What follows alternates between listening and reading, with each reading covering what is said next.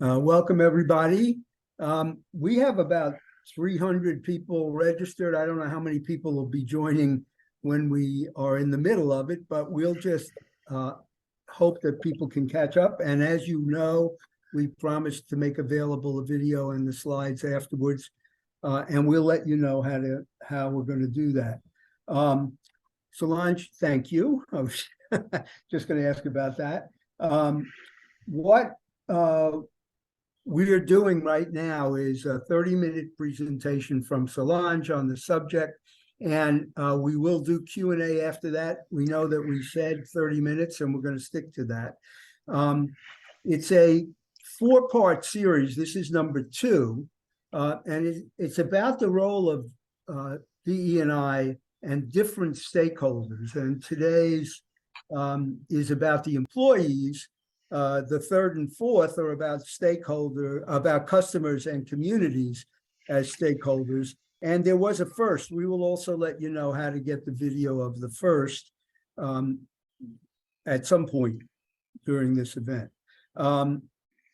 The reason we're doing this series is because we get a lot of questions about this subject, and we figured there are a lot of people out there who would benefit from a discussion of the value to be gotten from measuring DE&I against the value delivered to the organization.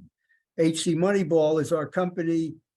We are an analytics company that provides a solution if you would want to talk to us about that. That's why we're doing the series. Please enter any questions you have for Solange in the chat. Both Pablo and I will monitor the chat. And when we get to the Q&A, we will ask them. We will also give you links on how to reach us if you want to talk to us, any of us, after the event is over. You want to advance the slide? We have Dr. Solange Shara, our founder and CEO, presenting this event today, and I'm not going to attempt to speak for her. So Solange, I'm turning it over to you. Thank you, Joseph, and I'm really excited to be here today.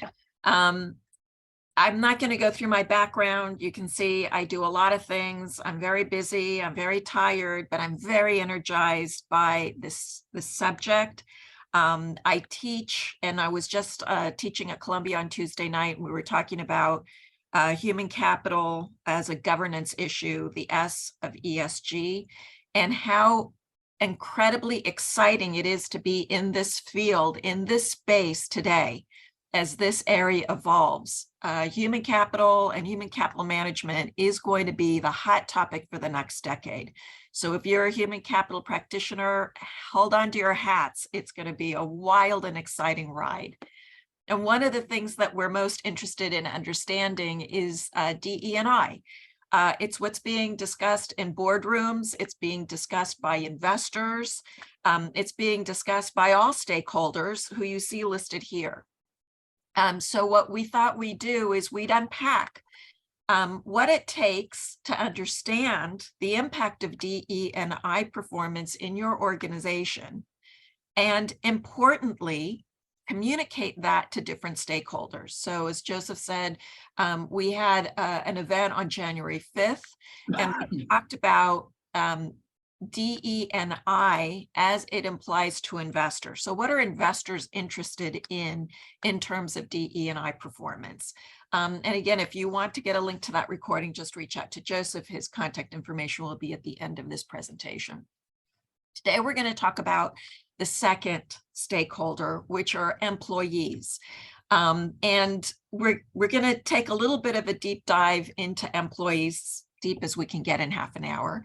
And the way that I think about this is 2 ways. One is you need to make an argument to your employees, or a case to your employees, about how DE&I is impacting them and their future in the organization.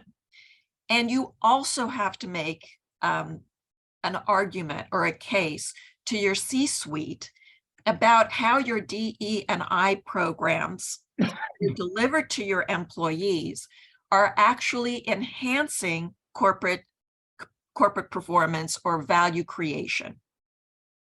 So that's what we're going to talk about today. And in the following seminars or the following webinars, we'll talk about customers. So how do you present DE&I to customers to make your case? Communities, how do you make your case about DE&I to the community that you work in to support your sustainable enterprise performance? And the last one, the last stakeholder, are strategic partners. And we'll probably have a webinar about them too. I've been thinking long and hard about what that means. How does DE&I actually impact your ability to have effective strategic partners with other businesses? So watch for that one. So for those of you who know me, you know I'm all about data. So data, and more data. And data is important because it transforms human capital management from objective or qualitative into, subjective or qualitative into objective and quantitative. And data analytics also helps transform human capital into a language that the rest of the organization can understand. Because the language of business is a financially based language, and the language of HR is not a financially based language, then that's what we need to do. We need to learn how to transform our human capital experiences into a financial language for the rest of the organization to really understand what we're doing and understand and quantify the impact that we can deliver to the organization. So again, we're going to talk about how to look at DE&I and how you can communicate your performance to employees and candidates, and look at DE&I and understand the material impact of that performance to your bottom line for your enterprises. And there are lots of ways that DE&I can actually impact sustainable business performance. We're going to focus on the cost of attrition today, because I think that that's a very easy way to measure whether or not you're performing well on your DE&I programs. It'll show up in attrition. Do people want to stay with you, or are they jumping ship? So let's move on. So we're first going to talk about making the case to your employees, or walking the walk. So how can you deliver information about your track record in DE&I on these areas? And the things that you want to think about is, what do employees want to know? Your current employees and your candidates. I would posit that your employees and your candidates don't want to know what you can do for them, because that's what we've been selling in HR forever. If you go onto any company's career page, they tell you the things that they can do for you, that you might have an opportunity of doing. Today's workforce is a little bit more selective. They're not interested in what you could do for them. They're interested in understanding what you've done in the past for others that look like them. So it's not the promise, it's the evidence of what they've done in the past. So you need to look at things that may be interesting to your employees and your candidates, like your pay practices, right? It's not just about competitive pay, it's about equitable pay, the time to advancement or lateral move. The millennials and the Gen Zs, they're very interested in mobility. They don't want to sit in a job for 2 years or 3 years before they get promoted. So that's what you have to show them. How much you're investing in training and development. Is it $100 a year? Is it $1,000 a year? And those are the kinds of things that employees and candidates are really, that really resonate with them. And you should look at this data, not just to understand where you are, but where you will most likely need to disclose information to investors and regulators in the future. Neri Buxban guest lectured at the Tuesday night Columbia event. And he he said something that's really interesting. He said, the genie is out of the bottle on human capital disclosure. There's no way to stuff it back in the bottle. It's not going away. So we need to prepare ourselves for the eventuality of having to report and disclose on these topics. The other thing he said that really resonated with me, and I think with the class students as well, was the statement that he said, I can tell you what's going on with me today, but you don't have a context. So he said, I can tell you that I'm 200 pounds today, but you don't know if that's good or bad. If I tell you I was 260 pounds last year, then you know that that's good. If I tell you that I was 140 pounds last year, then you know that that's bad, that I'm now at 200 pounds. And so that's the other thing that's compelling for employees, is not just telling them where you are today, but telling them the progress. And it's not just employees, it's all stakeholders are going to want to understand that. So you might want to think about today, before the disclosure requirements go into effect, about quantifying your performance data so that you can use that to not only communicate, but to inform your future goals and strategies. So you need to make your case not just to your employees and your candidates, but you need to make your case to your management and to your board of directors. And as I sort of covered before, the things that employees are really interested in are pay equity, opportunity equity, so making sure that they have opportunities to learn and develop, for mobility and advancement, and for purpose, right? They want to understand their role and their impact on the organization. So the easiest thing to baseline and the easiest thing to benchmark is really demographics. And notice I didn't even talk about demographics in terms of what employees want to hear about. It's sort of table stakes. What I'm showing you here is some analyses that I performed for an organization, and we just looked at their demographic profile, and we benchmarked their profile to the EEO1 database. And we're basically just looking at diversity. And you can see I've blocked out the company name because I didn't get permission to disclose who they are, but you can see that they are more white than their competitors. So in the first chart where it says diversity profile compared to competitors, you can see that they're 72.7% white and 27.8% diverse. And if we look at their competitors are 36.6% diverse. So the company is not ethnically or racially diverse as their competitors, and that's a good thing to know. So clients often ask me, well, what do I do if I have bad news like this? I said, there's no such thing as bad news. This is basically telling you where you are today so that you can do something about it. Don't bury your head in the sand. Understand where you are so you can make appropriate and informed decisions about your strategy going forward. In the middle chart, we can see that they are more female than their competitors. That's great. That's a message that I would go out to the market with and say, if you're a woman, you're going to see more women in this organization than in other companies. Come and work for us. And in the third, we look at all racial and ethnic categories, and we can see and compare them to the competitors, and we can see that they are more white than the competitors, that they are less Black and African American, less Asian, less Hispanic. And the only place that they are ahead of their competitor group is in 2 or more, but just slightly, and that's only 2% of the population. So it's really important to understand the demographics so you know how to communicate not only to your employees, but to your management. A couple of more things that we looked at, which is very easy to do, is looking at the diversity comparison to their local workforce. So they are based in Providence, Rhode Island, and we see that they actually reflect the local labor demographics for diversity. They are trying to expand their diversity, or sorry, expand their organization to different geographic areas.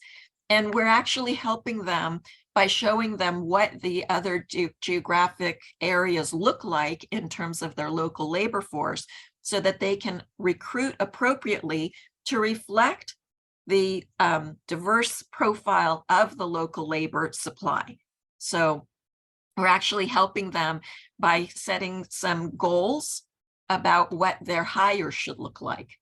And then again, they're ahead of the curve when it comes to employing women in that local labor pool. So these are the things that are very easy to do, and it's extremely informative. And if you don't want to, take the next step to understand things like pay equity or mobility and advancement equity or training and development, at least do this, at least benchmark what your population looks like, so that you can not only make informed decisions, but you can communicate that effectively to your employee and your candidate stakeholder. Okay, so that's communication to your employees and your candidates. The next thing we want to look at is making your case to your management and quantifying the impact of DE&I programs. So the first thing I want to do is establish that there actually is a relationship between paying attention to DE&I and how that impacts the enterprise. And I've given you a few statements here, but more importantly, I've given you the links to resources so that you don't have to take my word for it. You can actually go and research this yourself. Boards and C-suite teams are talking about diversity. And we've seen, like, I get something in my inbox every day or every 2 days about diversity, and it's all performative. It's all about profiles. It's all about policy, but there's very little that actually quantifies performance in terms of accountability, or quantifies performance in terms of contribution to sustainable financial performance. And this is what we want to do in the second half of this event, is actually give you some direction, some insight into how to do that. So the first thing you want to do when you talk to your executive management team is you want to say, a lot of research out there supports the fact that as we focus on becoming more diverse, we are actually building long-term sustainable impact for the organization, right? So that's setting the context. Now what we need to do is we actually need to get the data and transform the data into numbers. And the path, the hypothesis that we want to present, which we suggest that you present to your management team, is that there are 3 variables that we want to look at: the Simpson Diversity Index, your level of attrition. So remember, I said at the beginning, we're going to pick attrition because that's sort of an obvious one, but you can put anything in that mediating variable location. If you're focused on learning and development, if you're focused on retention, which is the opposite of attrition, if you're interested in productivity, if you're interested in performance, right, overall performance management, you can do that as well. And it's just a matter of how you're going to measure it. Attrition is pretty easy to measure in terms of the cost to the organization, and we're going to show you how to do that as well in a second. So we believe that there's a relationship between diversity, attrition, and profitability. As diversity goes up, attrition goes down. When attrition goes down, the organization avoids cost to replace those employees, which means expense goes down. And when expense goes down, profitability goes up. And what you need to do is figure out how big that impact is for your organization. Okay, so that's the fundamental premise. Now let's dig down into how some things are calculated. So we like using the Simpson Diversity Index because it is easily calculated and easily tracked and measured over time. And it's pretty easy to calculate. You take the total number of employees in a specific category, like Asian, Black, African American, Hispanic, and it's basically a weighted average, and you divide the total number of employees into that. And then it's just a sum of all those pieces that give you a diversity index. And the diversity index will go from 0 to 1. It's not going to be more than 1. It's not going to be less than 0. It's going to be a ratio in between those two numbers. So you can pretty easily calculate that number for yourself. And the second thing that we're going to be calculating is attrition cost. And we've given you a link to the HC Moneyball attrition cost calculator. And with these two pieces of information, you can actually measure the relationship between diversity over time and your cost of attrition. And hopefully you're going to see a negative relationship. As one goes up, the other goes down. So let me show you what the attrition cost calculator looks like. If you go to this site, right, and we're going to send you the presentations, you have the link. You put in your identifying data to get into the calculator, and you only need to put in 6 pieces of data, right? Your FTEs, your annual salary for those FTEs, your turnover rate, right, your attrition rate, total revenues for your organization, how much it costs you per hire in terms of hard dollar costs, right? So paying headhunters or placing ads, or if you allocate a piece of your ATS expense per hire, then you put that data here. So that's the out-of-pocket costs for your hiring process, and then the average days to fill those positions. Yeah, with those 6 pieces of information, the turnover cost calculator will calculate the cost for you. When you go to the calculator and you enter this data, all we're storing is your name, your identifying information.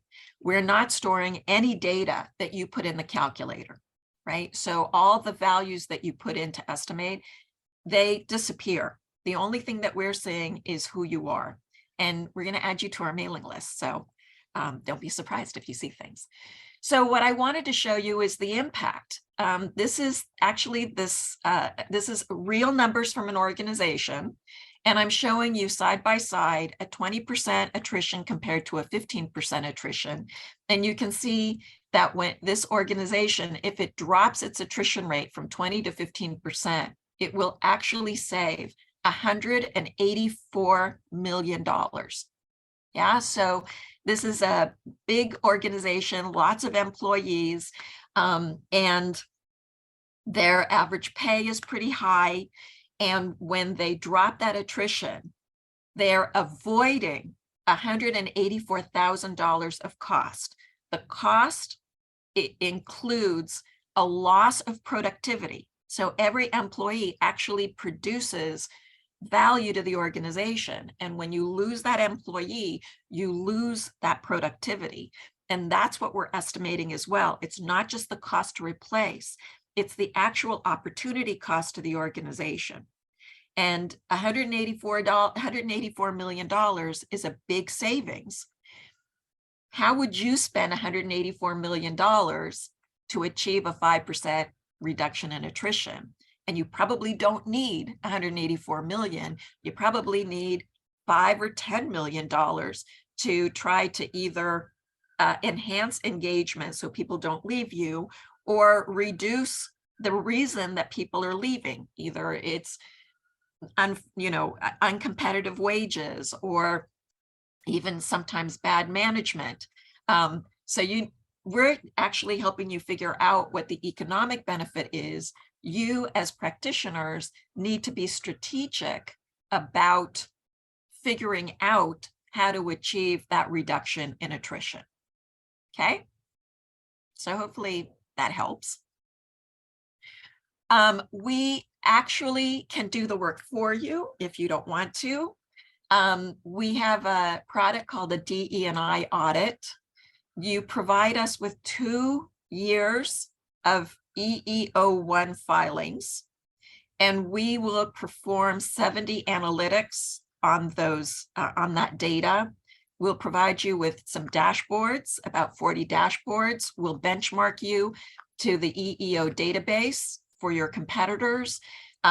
If you are in specific geographies, we will benchmark you to the Bureau of Labor Statistics so you can understand what your geographic workforce, labor force looks like and compare yourself to that. And if you give us a couple of financial pieces of information, we can actually help you calculate the cost of attrition so that you can make the case to your management team that funding certain HR programs are actually going to generate economic benefit to the organization, right? So in that organization, the HR people went to management and said that they need something like $15 or $20 million to be able to enhance their retention, reduce their attrition, and give us $20 million and we'll deliver $164 million of benefit.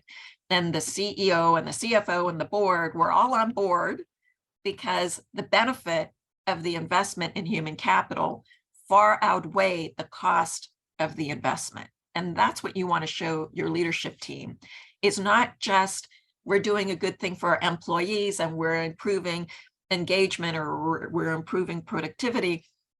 We're actually quantifying the impact financially on the organization. So we've got just a couple of minutes left. I wanted to give Joseph an opportunity to talk about what it would take for us to work together. Joseph? Yep, sure. We have a few questions, which I'll get to in just a moment for those of you staying on. You did a masterful job, Solange. I expected you to fill the time with a joke there for a minute. Well done. First time ever I ended early. We are offering you the opportunity to reach out to us in any way you'd like. My email address is up there. You can schedule a meeting with me, a 15-minute meeting, and we'll get you to the right person in the organization for you to examine how we can help you with your needs. Enough commercial. Solange did say that we have your information and we'll add you to our mailing list. Pablo is intense about making sure that there's unsubscribe everywhere. So if that doesn't work for you, you can always unsubscribe. We will send the video and the slides, a link to the video and the slides to everyone within a few days. We need some time to get it ready.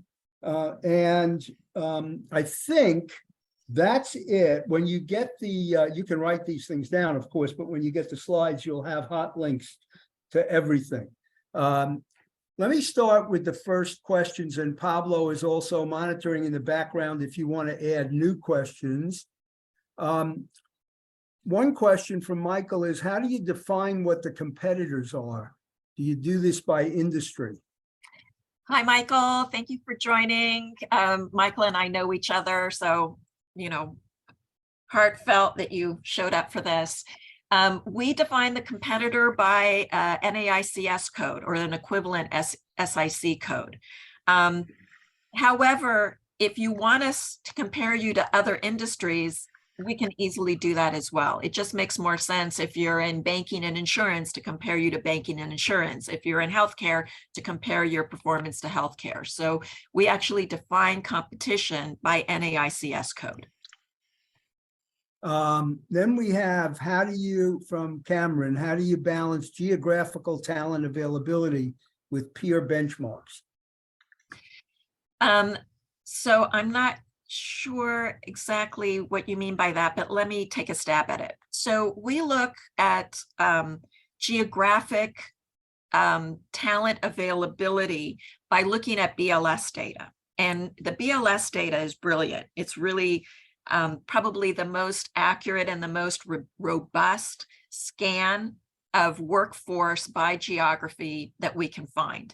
And we can get as granular as zip codes, we usually keep it at the county level. So we just did a project for a financial services organization that's based in Fairfax, Virginia, and we showed them the labor availability, right? The labor pool, the workforce in those in Fairfax, Virginia, and the 6 counties that are around it. And we were able to show data by age, by education level, by race, gender, and ethnicity.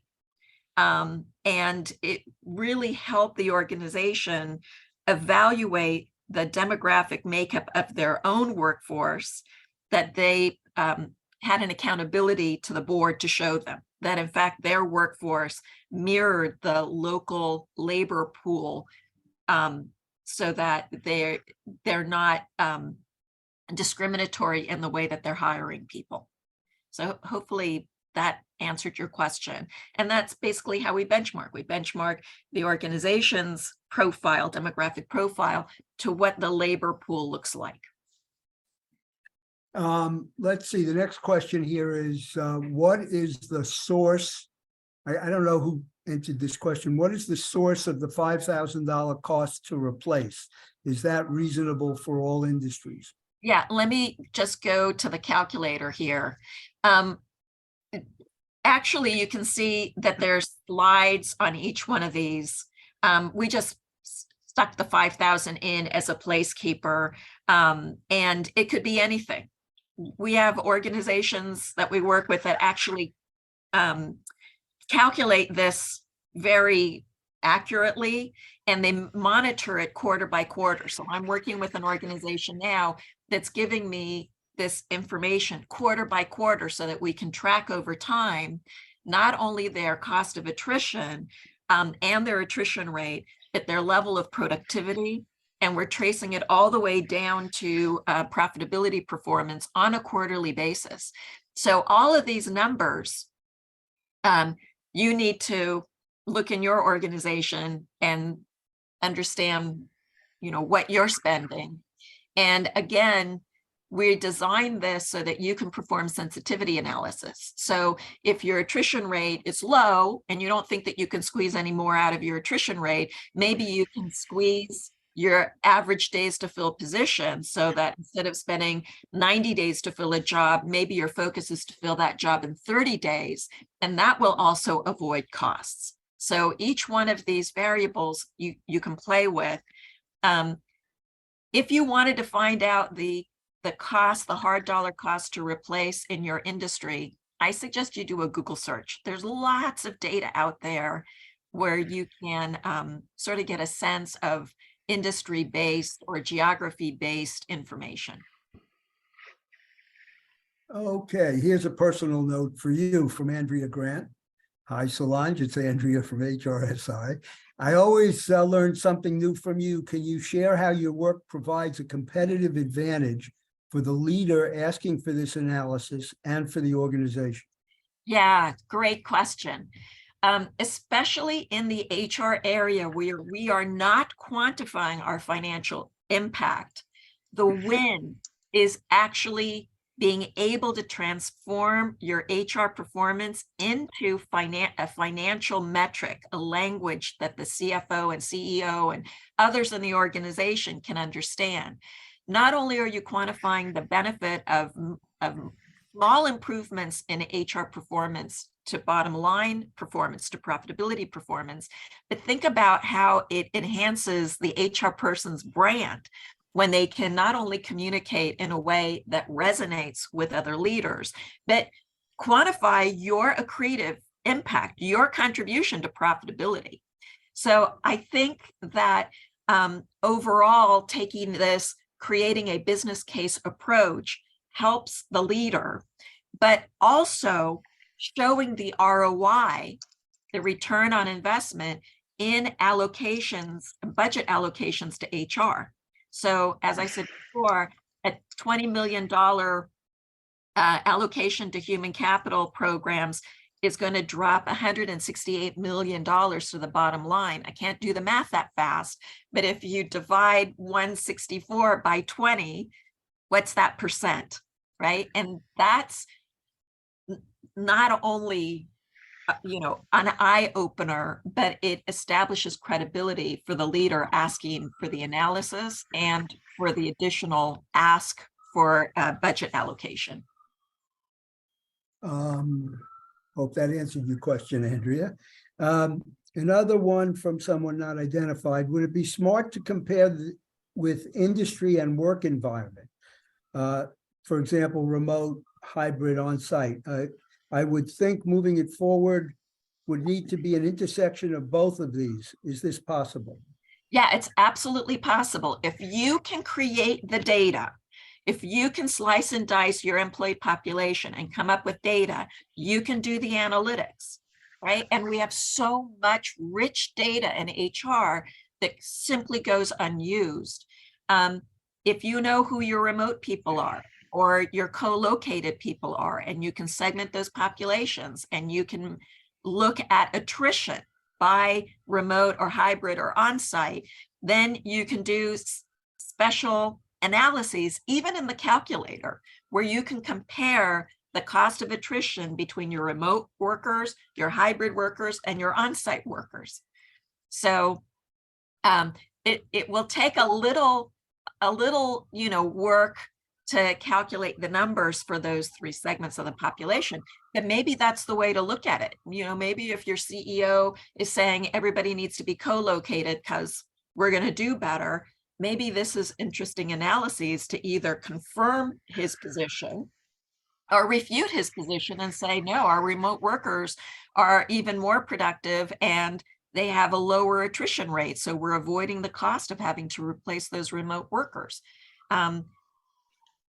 Rational decision makers usually want a lot of data as they're making their decisions. The more data you can provide your decision maker, not only will you look like a hero, but those decisions are going to be better decisions.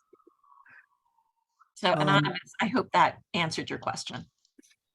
Going back to questions again, don't hesitate to add more questions if you have them. Joseph, Solange, I'm sorry. There are 4 more in the answer tab. Okay, hold on just a second. I have the next one. You mentioned earlier that working with the other C-suite is important. Do you have any tips on how to do that? Well, I would say the first person you want to make friends with in the C-suite is your CFO. And that's the other thing that Neri was talking about is how there's this Chinese wall between HR and finance. And as the climate is changing, not the environmental climate, the reporting climate is changing, the CHRO and the CFO are going to have to be fast and good friends. So I would say, if you can't get to your CFO, get to your a senior person in financial planning and analysis, right? Or get to somebody who is an equivalent level in the organization to you in the financial function. But start building those bridges. And as soon as you get some traction with the financial function, the other functions will follow suit. Or another strategy is go to the function that has the highest level of attrition and see how you can help them lower that attrition and lower the cost associated with that function in replacing employees. So either be strategic in terms of a topic or strategic in terms of a relationship. Okay. Pablo, you said there are additional questions that I don't see. Yes, Anonymous. For the next webinar, we won't take questions from Anonymous. Anyway, someone is asking, but what if the evidence shows these have been inequitable? Right, and that's the point. The point is, even if the data looks bad, it's better to know now and start fixing it than to be, excuse my expression, to be caught with your pants down when you have to disclose this information to your investors. So there is no such thing as bad news. There's only information. The bad news is when you don't take action on the information that you have. So don't be afraid to find out that there's a problem, because just hiding the problem is not going to solve the problem and is actually going to be more deleterious to the organization than facing up to it and putting some action against solving it. Pablo, any others? Yes, Serena asked if the recording will be available. Yes, it takes us a few days because I need to edit it and publish it, but I will share it with everybody. Michael Moon has another question. How do you define what the competitors are? By industry, but I think you answered that. I answered that one, yeah. Yeah, I think all the questions I see have been answered. Anybody have any more? This is there is one more. There's one from Sergio. Hi, Sergio. The importance of making calculations for an organization, especially retail, reducing the attrition would have cost more than to its competitors. Salaries, benefits, and training. Making calculations gave us the right perspective. It helps having an attrition better than your competitors, yet there was a limit. Yeah.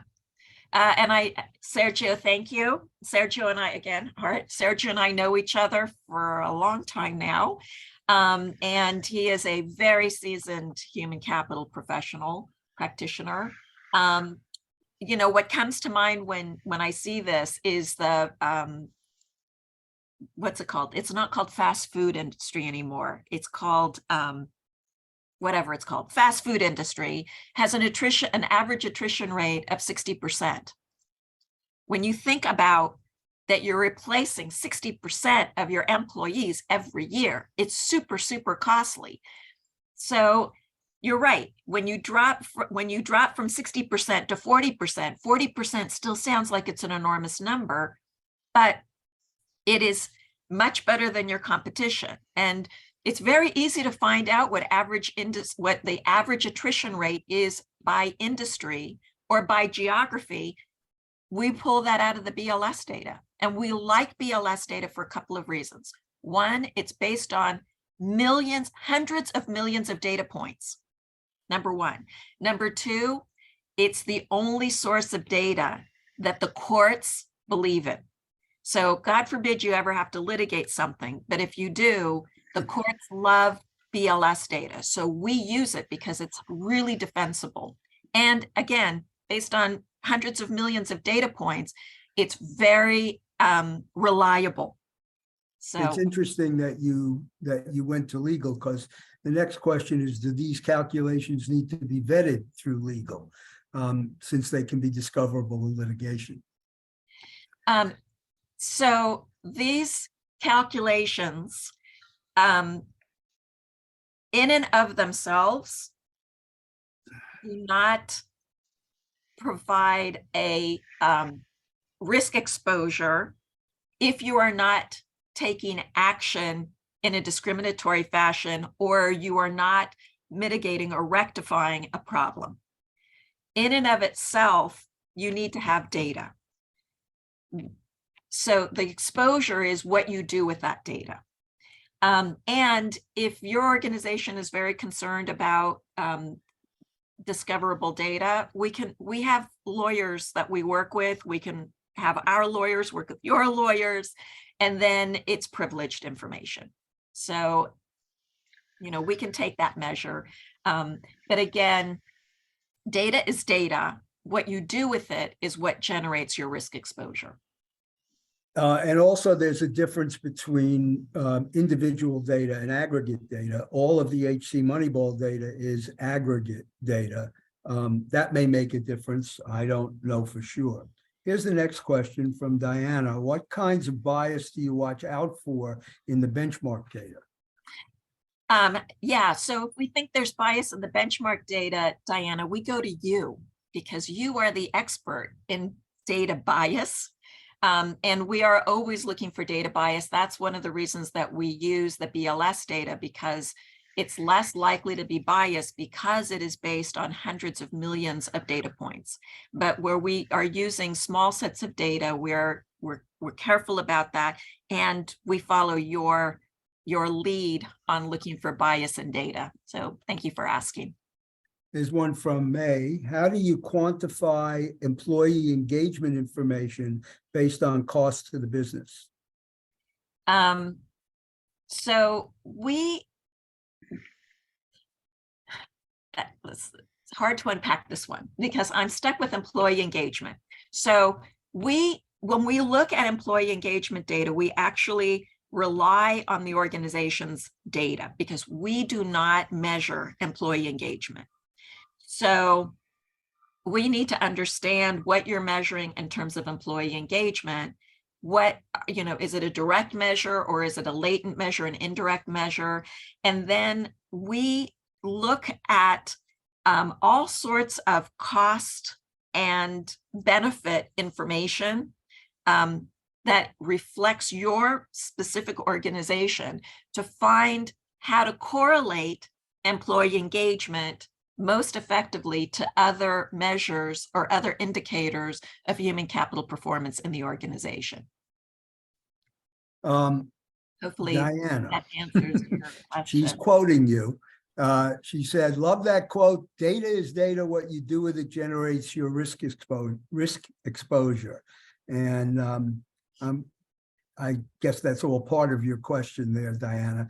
Kai wants to know, what are your thoughts on leveraging platforms such as Gartner, Talent, Neuron, or LinkedIn Talent Insights to develop a talent strategy?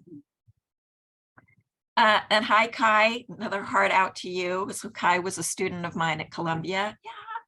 Yeah. I think that whatever you can use to enhance your ability to manage talent in your organization effectively is what you should use. We are super agnostic to those types of talent management platforms.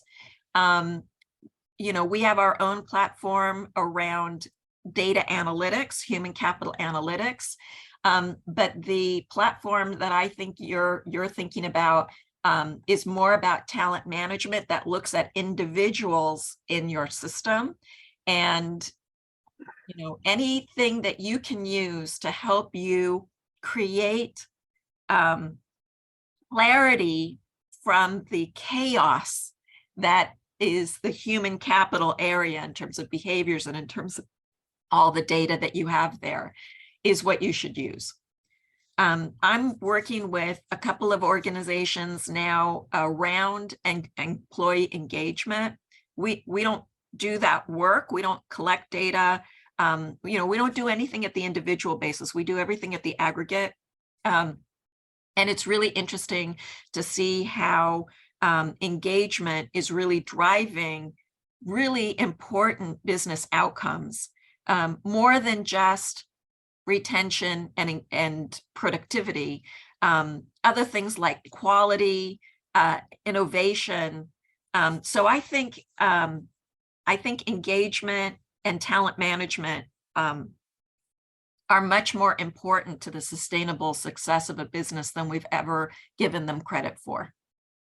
Solange, you might want to extend that by, I don't know if you do, by saying something about the people who come to us, like the current conversation we're having with one potential new client about taking engagement success and quantifying it. Yeah. So the name of the game going forward in the future, and I'm not the only one to say this, but hopefully it'll resonate with you, is about creating these compelling narratives. And, anyone that's been my student, including Kai, knows that in every class that I teach, I have a segment on communications and about how to communicate human capital performance as a economic value generating function. It's all going to be about communicating to those stakeholders. So we're doing some work now with an organization that wants to expand the message, the compelling narrative related to engagement not just to other human capital indicators, but to economic indicators. And we're helping them bridge that gap between HR, the investor, community, customers, and strategic partners. So really reframing, recrafting that story with financial information, with evidence, and with that compelling narrative. Solange, so Yes. far you're winning the bets today. You Oh. said the Q&A would take 15 minutes and you finished early. You should make a bet on the Super Bowl. Okay. It looks like we have no more questions. Anybody last call for additional questions? And if not, we put up the information about Solange's book with Stella Lukashore that just came out a few months ago. You'll have this in the deck as well. If you want to get information about it, there's a QR code on it, as you can see. And Stella and I, have- so let me interrupt you for a second. Stella and I recently did a presentation to a women's organization. And one of the things that came out in that conversation and in the Q&A is how women have a hard time asking for the things that they want. And so I am sheepishly going to ask you to buy my book, buy our book, buy the book that Stella and I wrote, and we spent so much time writing with so much love that you will get a lot of value out of. So I'm going to overcome my discomfort and I'm going to actually ask you to buy the book. there you go. Here you go. Straight from the source. We will also be sending out the date and time for registering for the next event in the series. And as Solange, you might want to go back to the links for setting up a call or a meeting. We invite you to reach out to us in any way. We will be glad to talk to you, whether you know we can help or not. And we look forward to seeing you at the next event. Thank you very much. Thank you, Bye. everybody. Bye, everybody. Thank you.